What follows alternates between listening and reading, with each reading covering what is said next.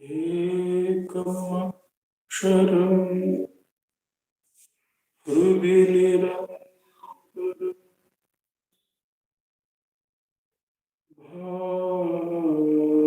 bhajati swayam likyate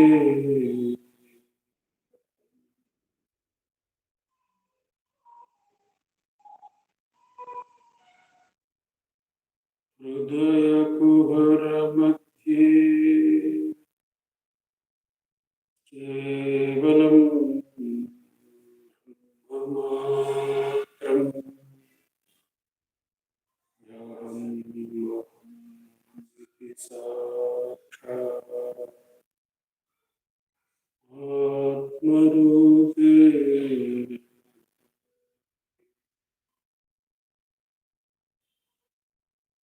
Vivisha manasa sum chinvata cheta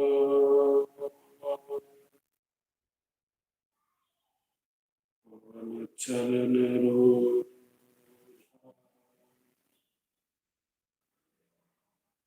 atmanishto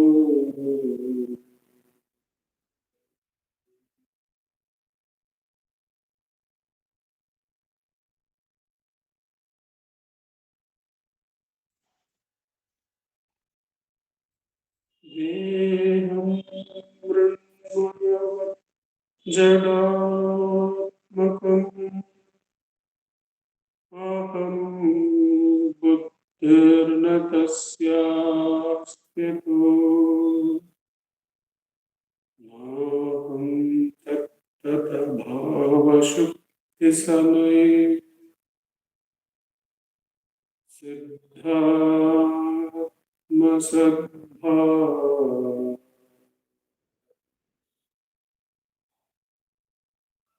koham bhavaita kuto ratiya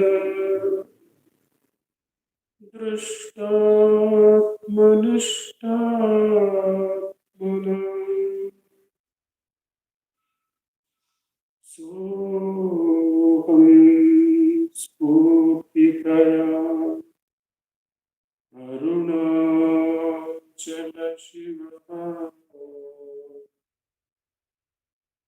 purno vibhati swayam soham spurtikaya arunachala shiva purno vibhati swayam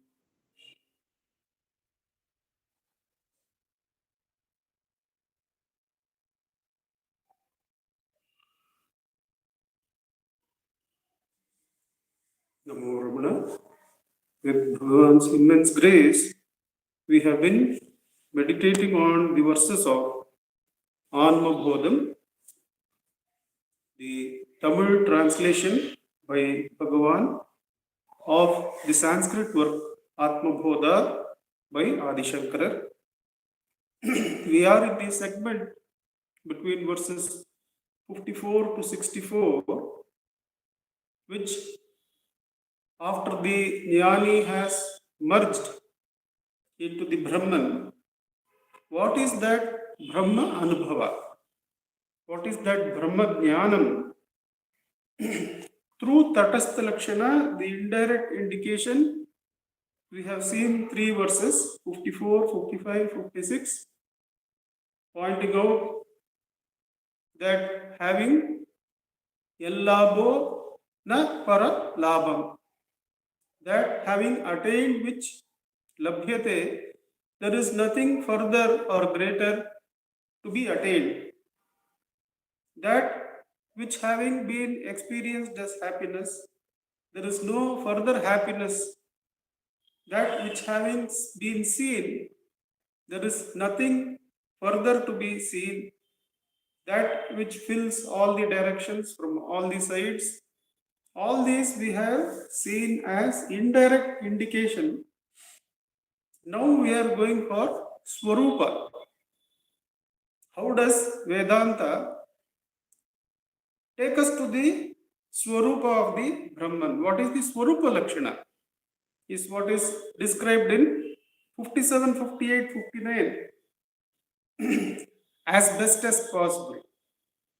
Because the Swarupa of Brahman cannot be explained. But here the nearest indications possible are given by the Jnani, by the one who is abiding as the Brahman. It is said that the Jnani's mind is not other than the Brahman. So, in that, the Jnani is describing the Swarupa Lakshana.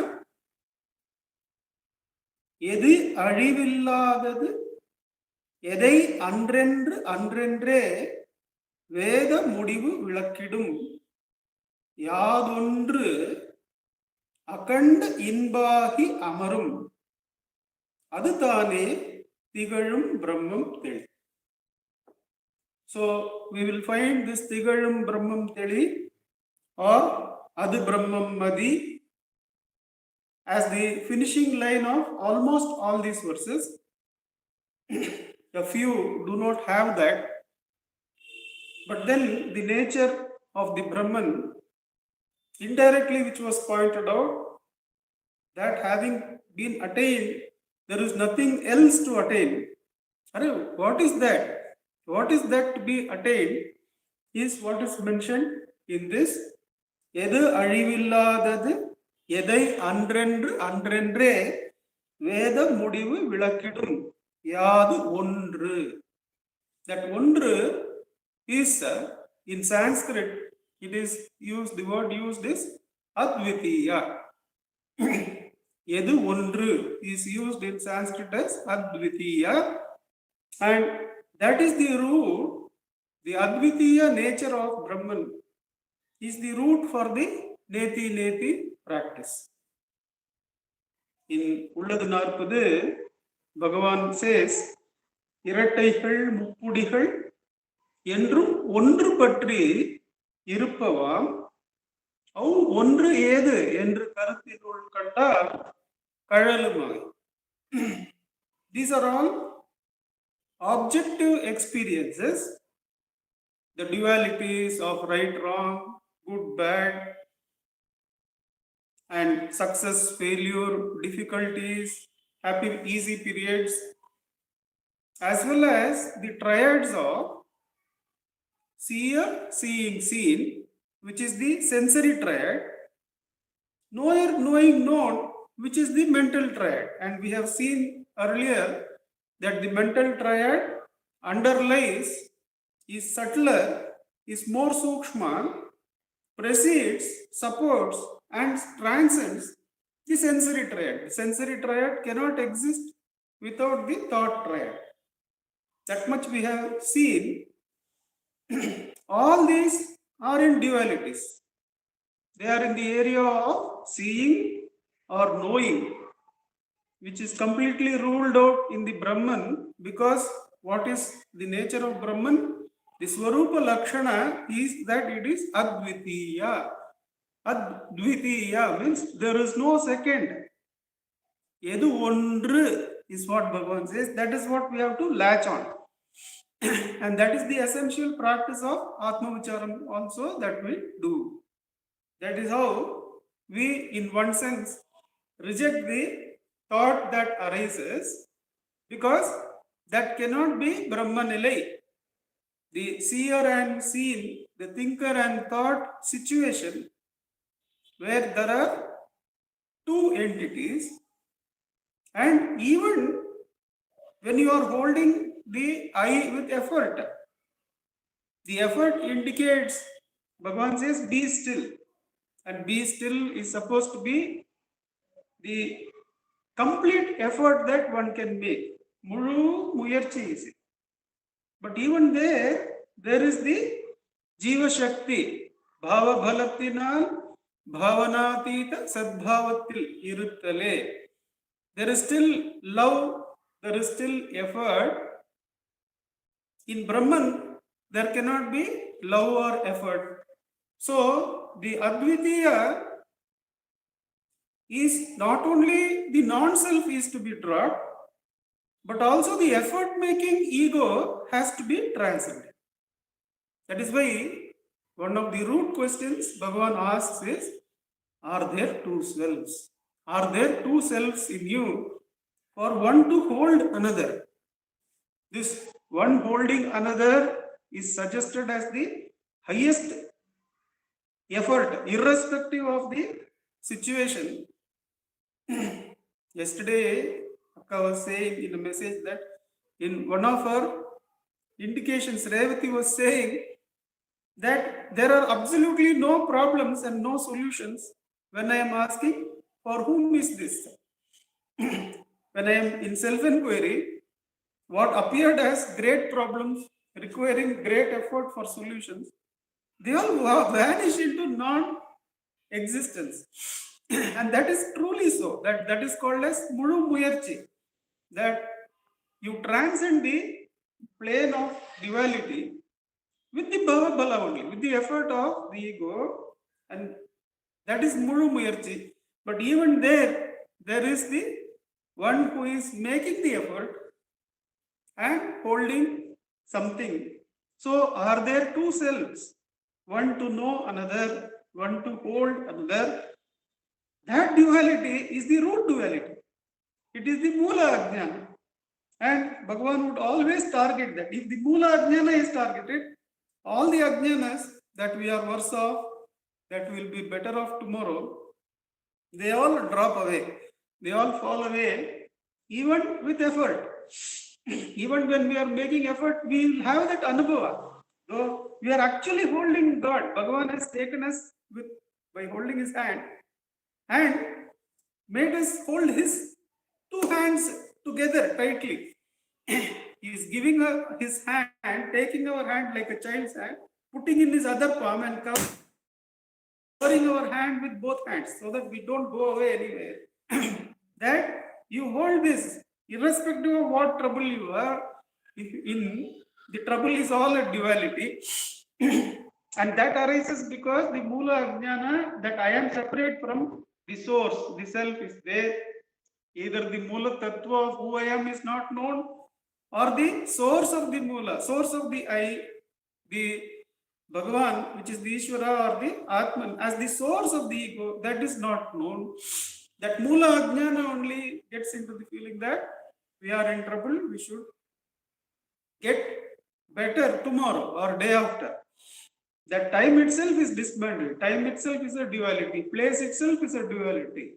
The fate is a duality. The effort to overcome fate is a duality. All these dualities is crossed by holding the Ondru Patri. Holding on to one only, all these arises. So, what is that one? You inquire into the truth of the I, with who am I?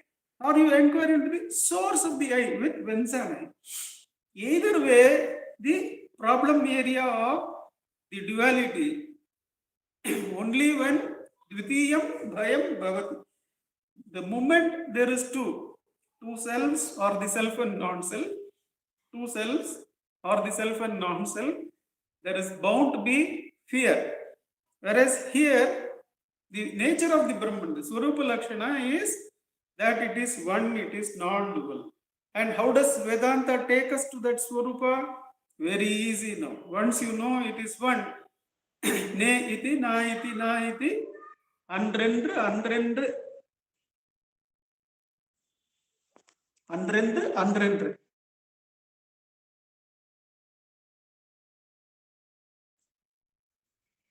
எது அழிவில்லாதது எதை அன்றென்று அன்றென்றென்றே வேத முடிவு விளக்கிடும். வேத முடிவு is Vedanta.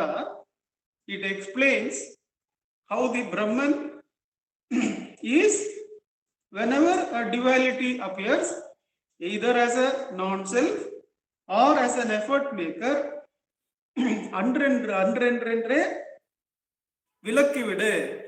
You drop it. For whom is this thought? For whom is this thought?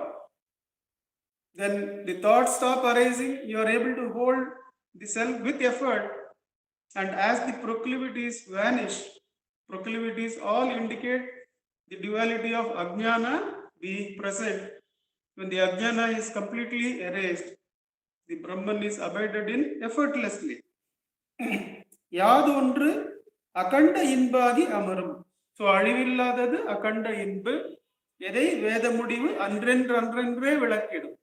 Because it is non-dual, because it is advitiya, it cannot be explained, because all explanations are in the area of duality.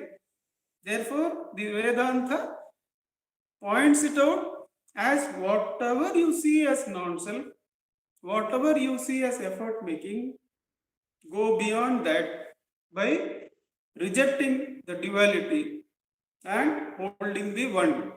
Then all the proclivities die, and the steps which were mentioned in the earlier verses, how the jnani merges, step by step it was mentioned, how the individuality merges, and we were told earlier how the Jivan Mukti, where though he was operating in the sensory area, though he was operating in the area of the upadhis, like the space, he was unattached to the upadhis, and he was participating in the area of action like a wind, non-disturbing and not being disturbed, as mentioned in the Gita. But then now the Videha Mukti is also experienced, where the upadhi rahita sthiti, where the upadhis are dropped as non-existent.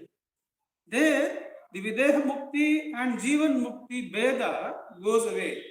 Many times in talks, when Bhagavan is asked about Jivan Mukti and Videha Mukti, Bhagavan would always say that there is no difference between the two. That is, the area of the seer seeing seen, knower knowing known, being dismantled as non-existent. There the Videha Mukti is granted, even though in the body. So யாதொன்று அகண்ட இன்பாய் அமரும், அதுதானே திகழும் பிரம்மம் தெள். திகழும் பொலிவு, all these indicate the self-luminosity, the shining, which is now merged in the being. In Brahman, the shining itself quietens into the Sat aspect. That is why Bhagavan says in describing the Arunachala Pancharatnam, Venkateshji was reading that the verse number 3, which is about self-enquiry, is the Sat aspect, Bhagavan says. Verse number 4, which is about the Yoga Marga, Velividayam Vittu Vilangum Varunesa, that is the Chit aspect, Bhagavan says. And the last one about Karma and Bhakti, that is the Ananda aspect, that everything is filled with the Ananda Spurana. Ninneri erithane neerakkidum ninnarul malai poli Arunachala. Bhagavan says, before you burn me with the Jnanagni literally burns the mind and body in the fire of Jnana. Literally you are sitting here and you are burning. Before that, you allow me to experience your grace, your love, the Akanda Inbam, let me experience, and then let me happily burn the name and form that is there, is Bhagavan's prayer to Arunachala there. Here, that Akanda Inbu is Brahman, where the Spurana is no more the love which is Akandam, it is now the Jnanam which can burn every name and form. But it understands what is that love.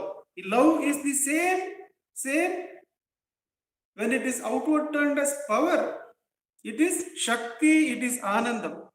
When it is inward turned completely, it is Jnanam. It can burn all names and forms In Bhagavan's prayer, when Amma is seriously ill, Bhagavan prays that why should we burn this body in Agni, mother's body, if she dies, when we should actually allow it to be consumed in jnana. When it is consumed in jnana, then the purpose of having walked through this apparent journey of life is completed by abiding in the Brahman. That is verse number 57. 58. The Akanda Sukamayam Vam Anmavil Arpa Sugatai Adute Surarai Tigalam Brahmadi Yeno Piranguvar Inputru Tarataramaha Tari. Tarataram means according to grades, according to what they are eligible for, what they deserve. Surarai Tigalam Brahmadi Ano. Yeno. Brahma, Indra, in the Sanskrit verse, Indra is also used. All the divine entities you may think of. The verse says that in that Akanda Sukamaya Anma, in that limitless, fully perfect happiness called Jnana. Many of the Jnana Margis don't want to call it that Ananda as bliss anymore, because what we see, the bliss indicates Swagata Beda. Swagata Beda means there is a churning within consciousness.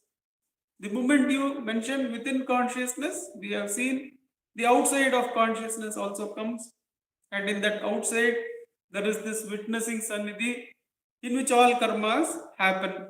That story comes out. So, the Jnana Margis, they don't even mention that this Ananda means bliss. Here the Ananda in the Satchitananda, it is not apart from the Sat. Sat being the fullness of being, the perfection of being. Therefore, one stops calling it as bliss anymore. It is the peace of being, which itself is knowing, which itself is Chit, which itself is Ananda. The simple act of being is itself Ananda. The Swagata Beda has also quietened down in that self. So that is the Akanda Sukamaya Anma. The Akanda, endless, limitless happiness here need not be taken as that bliss which heals, that bliss which is endless happiness, but it can be taken as the perfect peace. Akanda Sukamaya Anma will, in that limitless happiness of perfect peace, the happiness enjoyed by the individual deities from Brahma onwards. In the Sanskrit verse, there is Indra mentioned. You can take any deities. Who are these deities? Some of them, they permeate a loka. Their consciousness permeates a loka. They are the loka adhipati. But then their happiness is also said to be only a fraction. Lava is the word used in Sanskrit. In the Sanskrit verse, lava means a very, very small, tiny fragment of the happiness of the Brahman. Where is Bhagavan taking us in self-enquiry? He is not giving us, or he is not showing us any of the happinesses that the deities would be satisfied with. He is taking us to that solution, to that happiness, which is immeasurable, and of which any of these individual deities are enjoying only a small fragment. They are themselves supposed to be enjoying so much of Ananda compared to the human beings. In the Taittiriya Upanishad, there is this Anandavalli. In the Anandavalli, they describe about the individual happinesses. That the individual happinesses, and in each of those happinesses, there is a mention that the Brahmajnani's happiness is greater than this. while mentioning each of those happinesses, the comparison between one and the other, the verse will finish off the one who knows the Brahman, his happiness is, or the word his doesn't have any meaning there. The happiness there is much greater. There are about 12, 13 or 14 comparisons. The verse starts by taking the most healthiest, young, most knowledgeable, happily married, king-like statured human being as one unit of earthly happiness, the most happiest. The next loka, Gandharva loka, Naragandharva loka, is the highest highest being there is supposed to have 100 times more bliss than the happiest being, unit of happiness in this earthly plane. Like that, Devagandharva loka, about 14 planes like that. And Brahman mentioned here is supposed to be the Adhipati of the 14th, the highest loka. So that means the happiest human being, being the most healthy, most knowledgeable, happily married, having all the blessings this earth can offer, 10 to the power of 28 times more happy is the happiness of Brahman. Now, here, that is lava. That happiness of Brahman is lava, is only a small fragment of the happiness that the Brahmajnani has. Brahmajnani has fearlessly merged into the Brahman beyond all individuality. What fearlessly? Because he has the knowledge that there is no fear only there. There is fear elsewhere. So even the statement that he has fearlessly merged, he has merely sought the truth and gone and merged there. Because any other position other than Brahmajnana would involve some amount of fear at least. So he has merged into the Brahman. That happiness is limitless, is infinity, and only a small fragment of that is enjoyed by any of these deities. Tigalum Brahmadiya Eno Piranguva Inbutru Tarataramaha Gari. We have in our exchanges, we usually say in our exchanges while we travel and all that, at least financially, I am better positioned than you.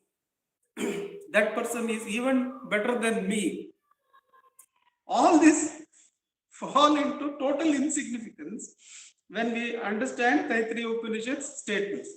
That we see some children, they are born with liking for music and they don't participate in this world at all. They are happy listening to some music, they are happy with what food is given, they are not interested in sensory activity or anything. They are merely listening to that music. They are really happy when they are when they are listening to that Gandharva Loka input to their senses, and at what level it is given as input to them, we can't understand. But their happiness is greater than the happiest person in this world, the one who is identifying with some role in this world. What the Taittiriya Upanishad says is that some child who has decided this world is useless, according to Prarabdha, I'll get my food. Let me have happiness from the music that I am hearing. That child is in Gandharva Loka because its intellect can decipher the ragas, the tunes, and it has picked up that which will give it happiness. And the Taittiriya is saying that anyway it has left whatever has to be got in this sensory world to the Prarabdha. It is 10 to the power of 4 times more happy than the happiest person on earth. But we don't decipher like that because we will be measuring them from our measuring rod. Hey, it is not doing this, he is not doing that. Therefore, we have to do something about this. And that is how we will approach that problem. But then the Brahmajnani is totally beyond these comparisons. You have a little bit of money in the bank, some 2 properties. You feel you are better off than Bhagavan, who has no money in his pocket. What he is doing with Kaupina is sitting there and waiting for his food from the ashram and having no paisa to help anybody, I am at least better off than him. That is the thought we will have. When we give to the ashram also, we will feel that. But here, the total plane of bliss itself is shifted to the peace of the Brahman, the peace of abiding in the Brahman. And one of the writers says, at least with this, we should be encouraged to start our practice. It is like he puts that while marketing a proposal to the top management. The marketing team is a corporate teacher also. So he uses that example. While marketing a proposal to the management, one of the things that the team marketing the proposal has to mention is the cost. It has to mention, and when the cost comes, when they say 10 lakh, 20 lakh, 30 lakh rupees, the management will get a setback. They will be hesitant to take a decision. And Parthsarthi sir writes that they will mention this is just 0.1% of the profits we made last year. This is just 0.5% of the profits that were made in the previous financial year. When they say like that, then they will be more inclined to sanction it, because they have a comparison of what is the level in which the company is having surplus funds and what is the allocation asked for. Similarly is the comparison here, that the Brahmajnana which is given through Vedantic practice of Neti Neti and directly through the practice of Atmavicharam is infinitely more than any individual can ever enjoy, even if he were to be or she were to be a divine entity. That is the verse number 58. 59.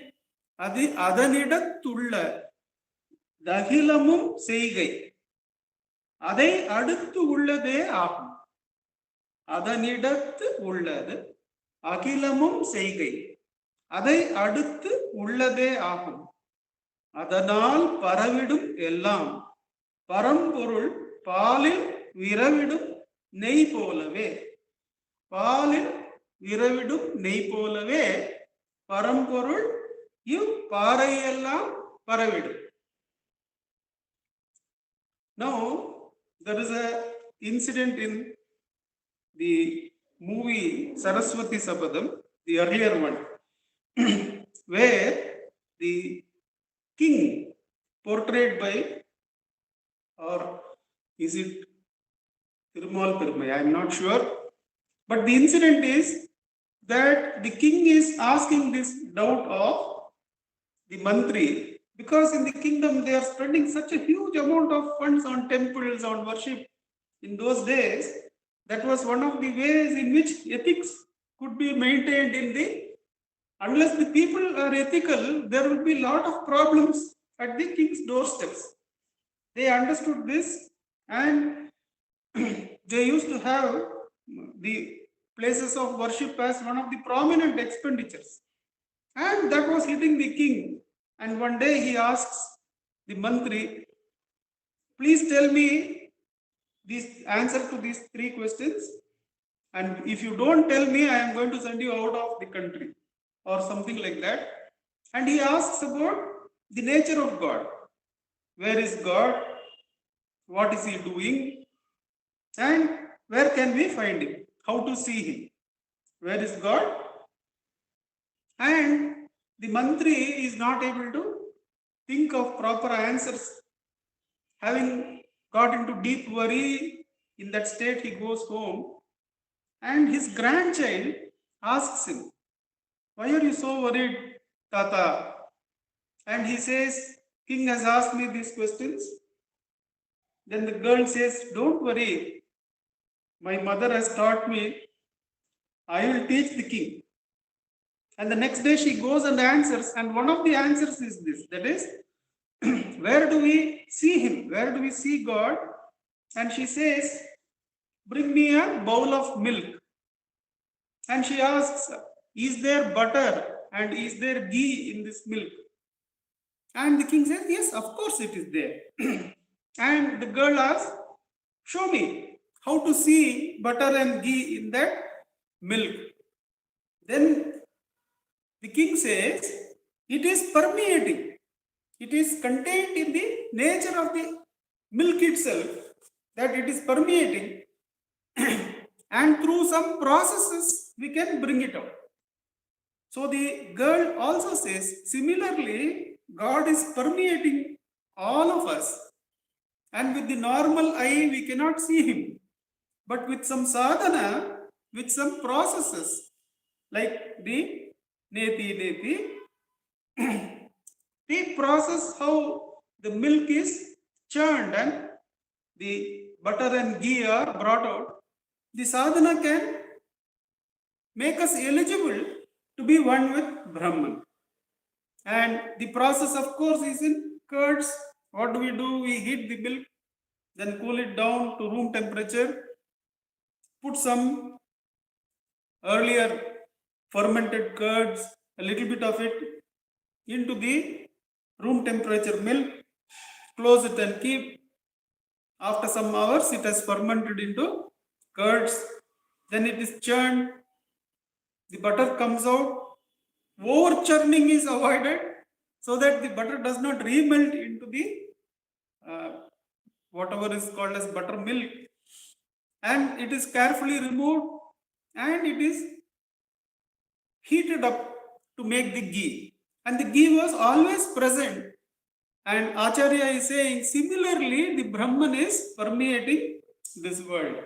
And through the sadhana of going through the worldly turmoils, we want, what is all this? I have done all that, but then still I have lost somebody so near and dear. I have lost that or lost this or whatever, or I see some people undergoing severe distress, and from that itself I empathize and I understand I am no different, and I start seeking the answer, the spiritual answer for these turmoils. And the small bit of curd the turmoils undergoing is supposed to be the parallel with the boiling of the milk. So any one of us feeling that they are undergoing turmoils, we should be happy that God has taken us for starting the process of the finding of the total real answer to all this. So the boiling, then adding a little bit of the curd, the Guru Upadesham, the finding about who am I, the finding about Bhagavan's grace, the finding about surrender, that is adding a little bit of the curds there. Then the actual living of the teachings, the practice, the getting up early, the adopting of surrender, all your conversations turning from depending on multiple powers to one power, to surrender to one power, and that surrender to one power also being taken to its reality as the source of the one who is surrendering. All this is the process of churning, and one can see that the Anandam, Bhagavan says in self-enquiry, as we go towards the Ishvara starts eating, consuming the one who is offering himself, and that process is blissful. It is costless bliss. In that churning, Ishvara's nature being Ananda Swarupa, the one who is practicing self-enquiry is experiencing causeless bliss. There is no reasoning there. Why this bliss has come? What did I do? Nothing can be there, because only who am I is there, and there is bliss that is. And that bliss is also enquired out. For whom is this bliss? For whom is this healing? And one comes to that silence where even this Purana, the Ishvara, when held and one keeps quiet, this Purana also becomes quiet. And that is where one realizes that endless happiness, that limitless happiness of the Brahman, where the Swagata Beda is also stilled. There is no churning within. Some of the teachers, they say there is a movement which is independent of the triad. There is a selfward movement that is up to Spurana they have come. But Bhagavan says the self or the Brahman is beyond even the Spurana. And this Spurana, which ends in silence, that silence permeates everything. If the Spurana is the Adhara for all the activities, the Spurana, what is that Spurana? Spurana is self-attentive eye. What is the Jiva? Jiva is the outward turned eye.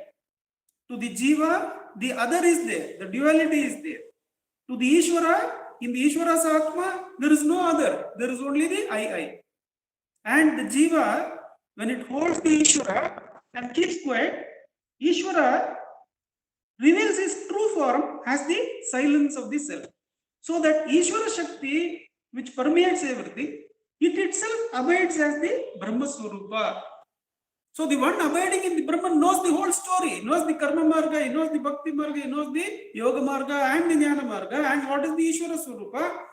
And that Ishvara Swarupa being Adhara for creation, that itself is vanished as illusion in the silence of the self.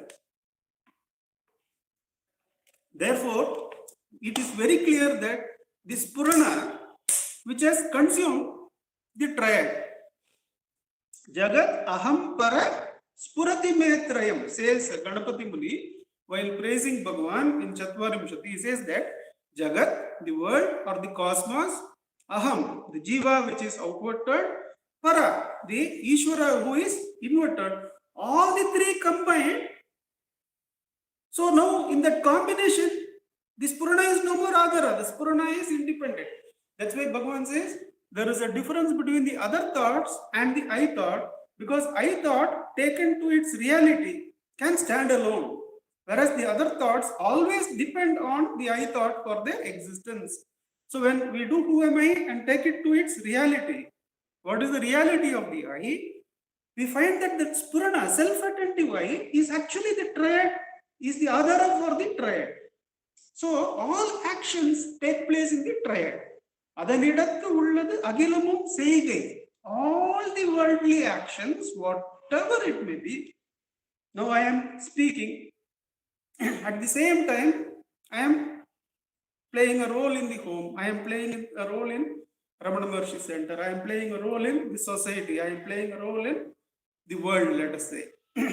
Whatever the role and actions may be, all of them are permeated by this Purana.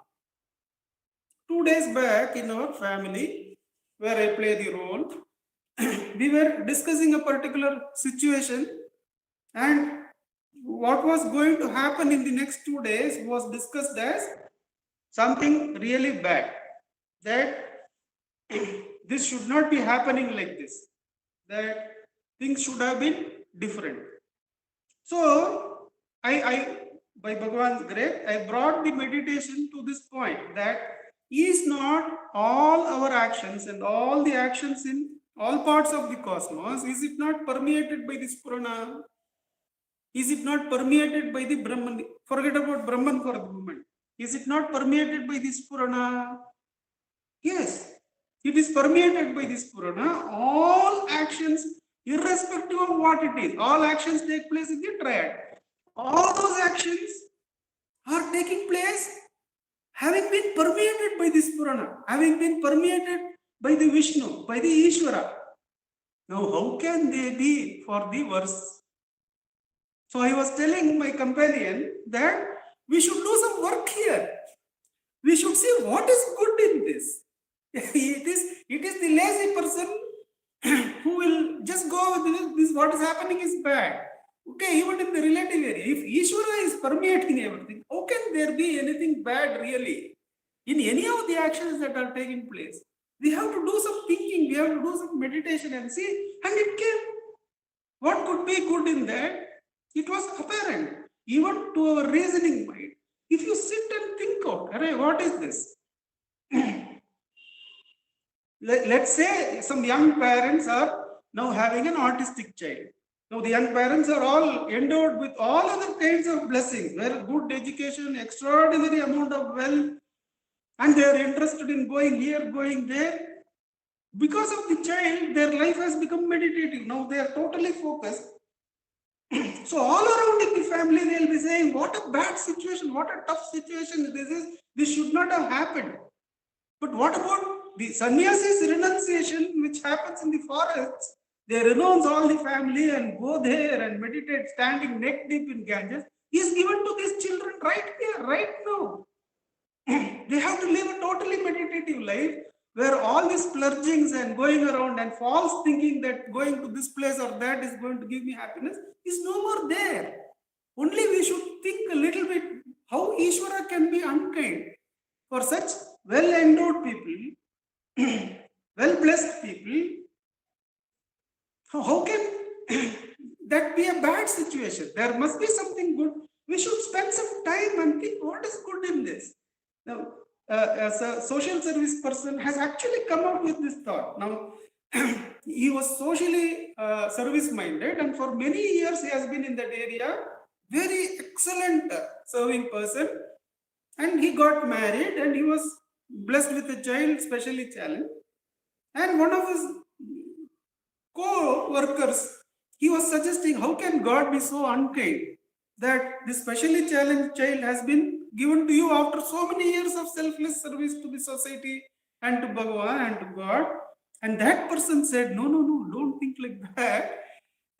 God thought, don't think I am egoistic about this, but the way I think is that God searched who can really take care of this child. Will somebody who will be interested in a casual life, going here and there and feeling the false enjoyments of this earth, will they be able to take care of this? No. He decided this person and this family is the family who are capable of giving the sadhana for the child, a good place where it can progress in its life. And he has chosen me. So he did some job and thought, if God has created a situation, how can there be something really bad there? If we are taking care of elders and we feel tired, I am not able to go out of the house, we feel. That is the exact situation that sannyasis are vying for. They have some karma here or there, they are pushed out. Even in the ashram, sir, somebody in the bookstall, they used to tell me, even in the ashram, I am not able to sit and meditate because I have to work from 7 o'clock to night 9 o'clock. No such thing. Completely in one place, doing somebody else is taking care, but you have to be in one place.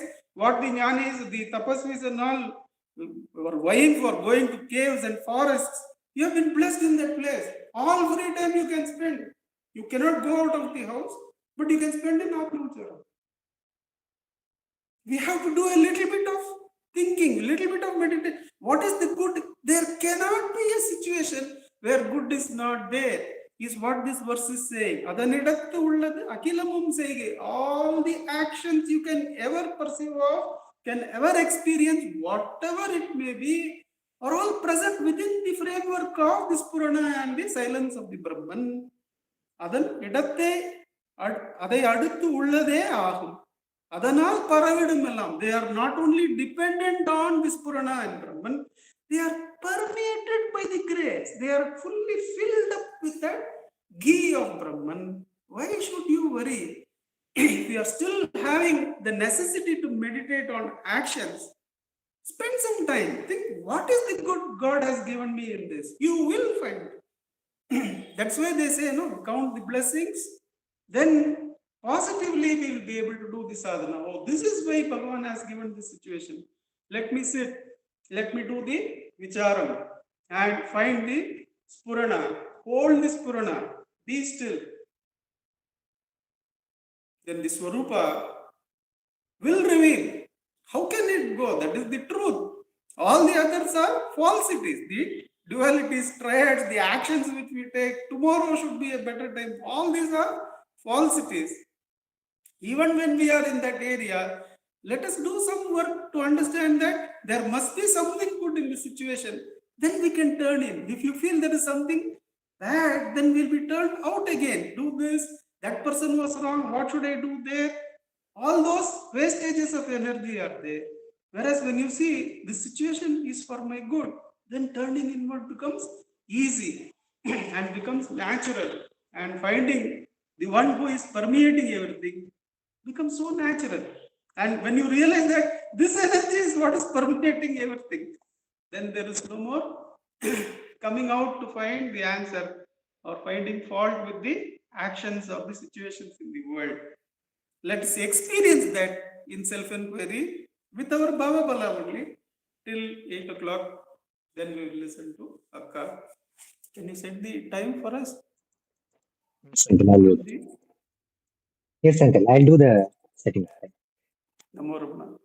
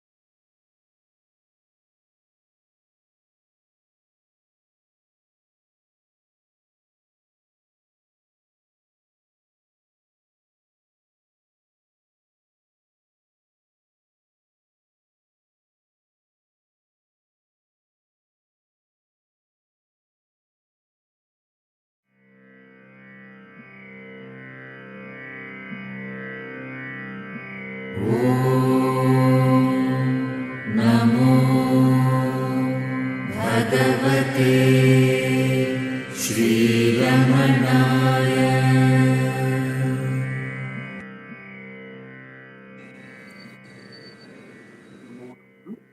Namo Ramana. Namo Ramana. Prostrations to Ramana, shining as a self in all beings. By the abundant grace of Bhagavan, we are meditating on that section of Anma bodham where Bhagavan is talking about the Lakshana or the qualities, we can call them qualities of the self. Why are these described to us? Why are we told what that experience is? Obviously, one is to enthuse us to get back to our own true nature. That beautiful experience, that Sachit Ananda, or that Ananda, that bliss in Yasyor Mimatram Bhuvanam Samastam. Vishwanatha Swami says of Bhagavan, Apara Sachit Sukhavari Rashe, Sachit Sukhavari, Apara Sachit Sukha. That which is limitless, boundless Sachit Sukha, of that ocean, Yasyor Mimatram, just even not even infinitesimal part of that is this entire universe, Bhuvanam Samastam, not this universe alone, all the universes, all the manifestation is hardly even one fraction of that, which is of the nature of limitless bliss. That is what we saw in the 58th verse. And how is that to be described? Why is it said to be that kind of bliss? And Nandakumarji told us that we can't even call it bliss. To call it bliss, it looks like it is an experience. It is not. It is the very peace of the self. I was just remembering the visit of Master Nome and people from Sat to our center many, many years ago when Sri R. Natarajan, our founder president, was there. In those days, we used to have a quiz contest, inter-school quiz contest for children, and Master Nomi was going through the questions that we posed to the children based on Bhagavan's teachings, books. And one of the questions was, if bliss is experienced, if bliss is seen to be experienced, is it the fullness of the truth? Is it self-abidance or is it not? So, the answer was, of course, no. If it is seen as an experience, if it is seen as apart from oneself, then one has some more homework to do, as Nandakumarji says. Some more work is to be done. Some more questioning is to be done. But Master Numi he laughed aloud and said, first time I'm finding someone finding fault. I'm seeing someone finding fault with bliss. And he was laughing. Of course, he accepted that point, but he was saying that even bliss can be seen to be an impediment. Because in another sense, the Anandamaya Kosha is also a Kosha. So bliss, if it is a dualistic experience, that has to be transcended. And so Nandakumarji said that it is called the peace of the self, that which is all-pervading, that experience.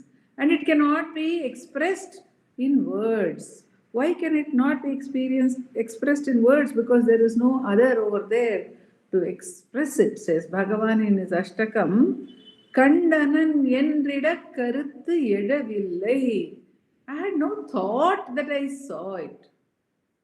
But then that does not mean there is a thought that I did not see it.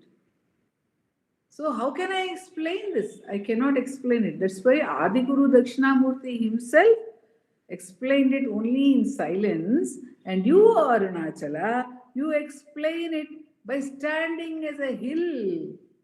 Vintalam achalama vilangida nindrai, which is an expanse from earth to sky. You just stand in stillness, covering the entire visual panorama from earth to sky, that majesty. You just express the wonder of the self, the majesty of the self by standing still like this. That's what Bhagavan says. In Tulsi Ramayana, there is an incident where when Rama and Sita and Lakshmana have gone to Vanavasa, there in the ashram of the rishis, and Rama and Lakshmana are wearing the garb of rishis. They are wearing the tree bark, their hair is matted, they are not dressed like princes. So they are sitting among the rishis, and the Sita Devi is sitting among the rishi patnis. They are curious to know which among the men seated there is Sri Rama. So they are asking Sita, who is Rama? Which one is Rama? She obviously cannot point him out. So they keep on telling her, is it that one over there with that, with such and such a look? Is it the other one? And she keeps on saying, no, no, no, that is not him. That is not him. That is not him. Ultimately, when they point to Rama and say, is that Sri Rama? Is that your husband? She just bends down her head in shyness, it is said, because she submerges into that. She becomes shy. She becomes silent. So the ego, the individuality, it becomes silent when it approaches the self. How will it describe it? But it has to go through the process of dropping every thought, saying, not this, not this, not this. Whenever duality appears, it says, no, not this. There is duality in this. There is duality in this. This is not the experience. So through that, the Vedanta points out to us what is the truth, because it cannot be expressed in words. It has to be experienced only in silence. And the beauty of that silence, the beauty of that peace, which is silence. There is nothing, there is no wave in that ocean of silence. So it is expressed, Vedanta expresses it in this way. It is said to us, thereby pointing out both our sadhana and the sadhya. In the sadhya, there is nothing further to affirm. There is no affirmation or negation. And before that, in the sadhana, there is a process of negation by which we get within. When Bhagavan says inward is the path, that means, is there really a distinction of in and out in the self? He says inward is the path because we have limited ourselves to a frame, to the body. Then we have to look, and we feel also that we are, within this body. I am limited to this. So Bhagavan says, look within, look within. So when I start looking within, then what is inward? What is inward? Is it, obviously the world is not inward, but are my thoughts inward? What is in to the senses? That is also something which was emphasized and beautifully brought home to us today. The thoughts are inward to the senses. The I thought is inward to the other thoughts. And the Aham Spurana is inward to the I thought. The self is the innermost. But when we get there, then there is nothing to say in or out. All the distinctions fade. That's why up till that point we say, oh no, not this. This is still external to me. This is still external to me. This is still my experience. It is not I myself. Who am I? Like this we keep on moving within. And everything is permeated. Once one is there, everything is known to be permeated by that. Everything is known to be permeated whenever there is interaction with the world. The Jnani knows, says Bhagavan, that for the Jnani and the Ajnani, the world exists. In Ulladarpada, he says, Ulahunmayahum, Unarvillarka Ullarka. But for the Ajnani, the world alone is real. It seems to be real. This identification seems to be real. But for the Jnani, the Adhara alone is real and everything is permeated by that Everything is included in that. So Nandakumarji brought home to us a few incidents of how everything is permeated by the goodness, how everything is for the good. I also recalled a few instances.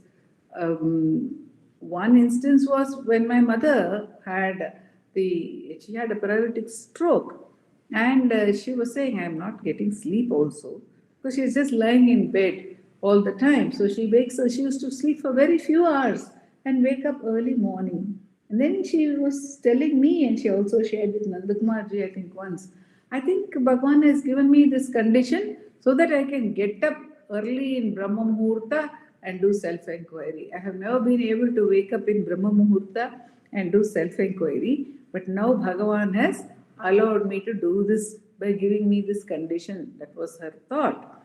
Then I had the incidents of Rajkumar Bharati. He is a core singer in Ramanacentre, and singing is his profession. So he, at a very young age, I mean in his 40s, he lost his voice completely. And it was a very big blow. But he would tell me, he would say, Sharada, at that stage, I started reading the life and teachings of Bhagavan and other great masters, and mainly Bhagavan. So, how can I say that was a bad period in my life? My family tells me it is a very bad period in my life, but how can I say so? And if we look at our master Bhagwan's life, if you see Aragamar, how many tragedies she experienced. She lost everyone. She lost her husband, she lost her elder son, she lost her brothers in law, she lost her daughter in law. Then she had no other recourse but to come to Bhagavan. She might have wanted even to come to him even earlier, but she would not have been able to do so if the circumstances had not so framed themselves by Bhagavan's grace that she could come, and now she is that power for all of us, Mother Aragamma.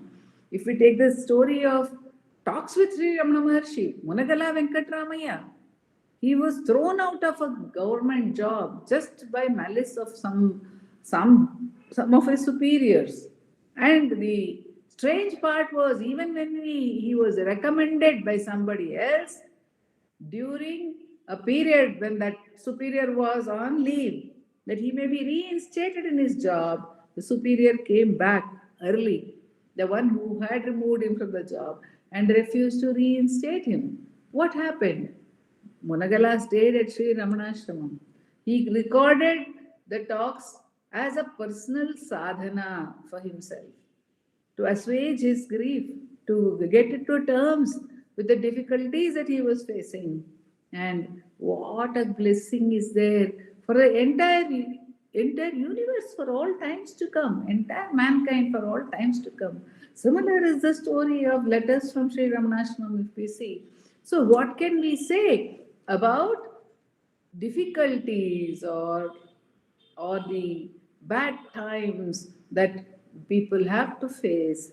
And as Nandakumarji says, since everything is pervaded by that supreme self alone, appiluppanayanmana guhayoppinindridum annalan.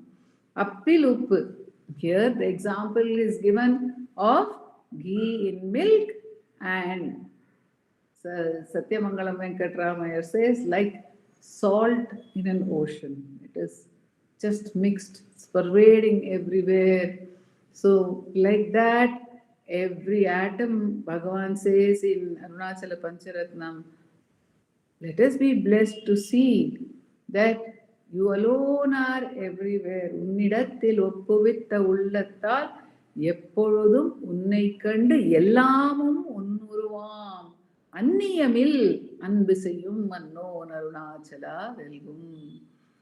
By Bhagavan's grace, which has allowed us to meditate on his teachings, which is allowing us to meditate on his teachings, which is allowing us to put those teachings into practice by striving to do self-enquiry, striving to abide in the self.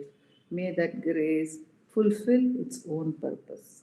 Om Namo Bhagavate Sri Ramana. Namo Ramana. Yes, Amma had shared that with me also.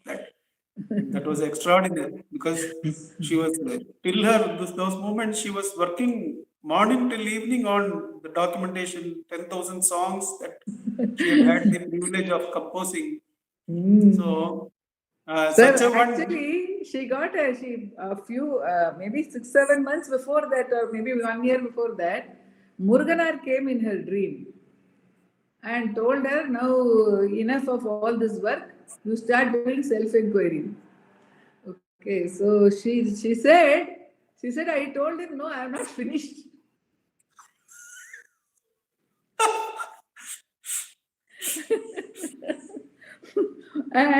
But the thing is, the beautiful thing is that on the day when she got the stroke, she was working only in her room, and I went downstairs. I could make out that she had something was wrong.